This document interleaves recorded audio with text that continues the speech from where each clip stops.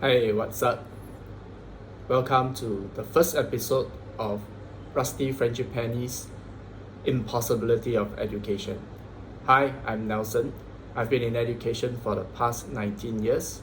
I've had a privilege of being in various areas of education, and amazingly, at this stage of my career, I've come to the tentative conclusion that perhaps education, especially formal education, might just not be possible for a variety of reasons, most definitely and most fundamentally because real life and the classroom are just way too different in the way it is set up. Over this series, I hope to explore various ideas with you, many of which are not my own. I am admittedly standing on the shoulders of giants. Welcome on this journey, and I hope you'll find it as interesting and as informative as I have for myself. I hope you enjoy this series, and here we go, episode number 1.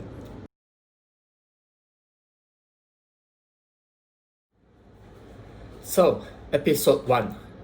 I'm not sure what you're going to learn today.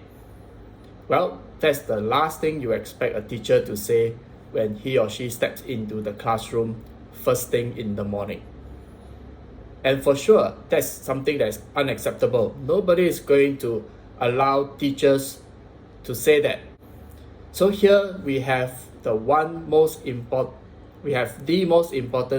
difference between real life and the classroom. You never quite know what's going to happen in real life. You could plan for it, but very likely things are not going to go according to plan. But in the classroom, we expect that everything will go according to plan.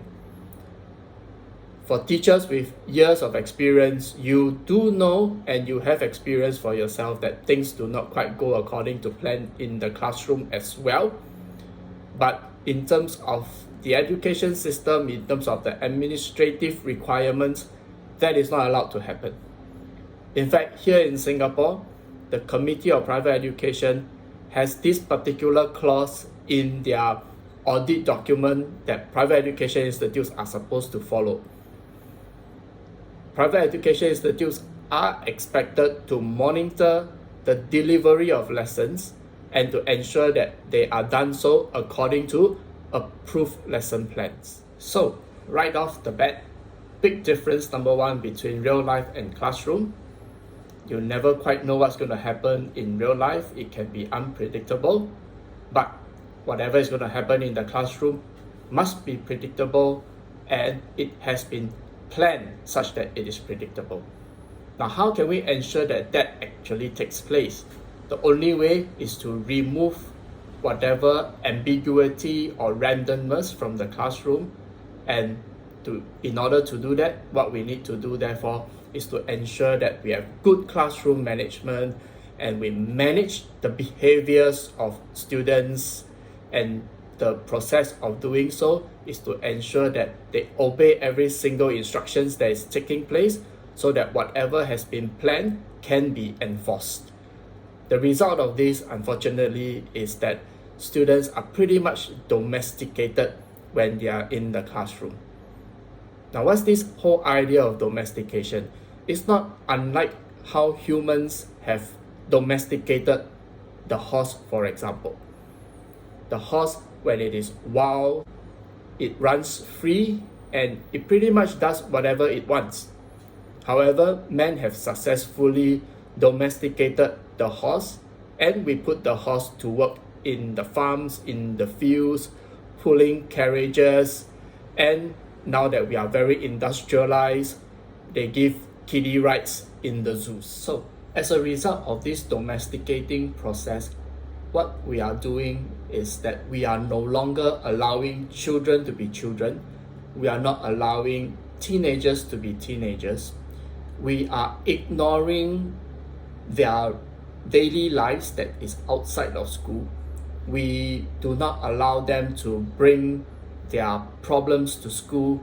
we are not acknowledging that there might be difficulties that they are facing in their daily lives. Pretty much what we would like them to be is that they are uniform in their behaviors, and then they will follow the rules that have been stipulated, so that whatever has been planned by us, by the teachers, by the school, can be successfully enforced, and we are following the timeline, and hopefully at the end of the whole process we get the kinds of results that we want. And very often what happens through this is that we are removing that ability, the natural ability of children, teenagers, and just about any human beings to therefore be able to respond to uncertainty, respond to surprises. And as a result, what we have done through this domesticating process, where we are trying to make everybody behave in a uniform manner, is that given the unpredictable situations that everyone is likely to face in life, they are now no longer able to respond and adapt to it. Well, as life would have it, it is supposed to be unpredictable.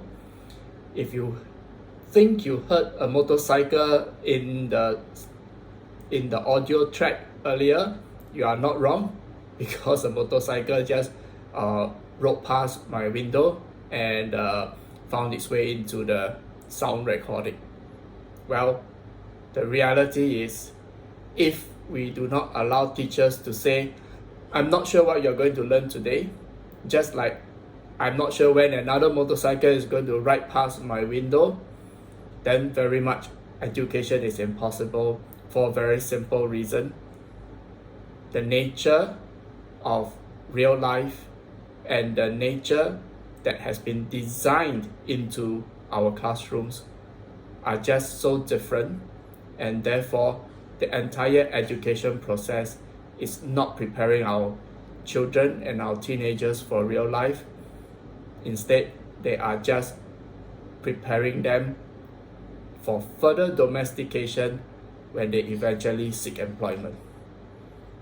That's all for episode number 1, and I look forward to sharing with you more ideas when we come to episode number 2.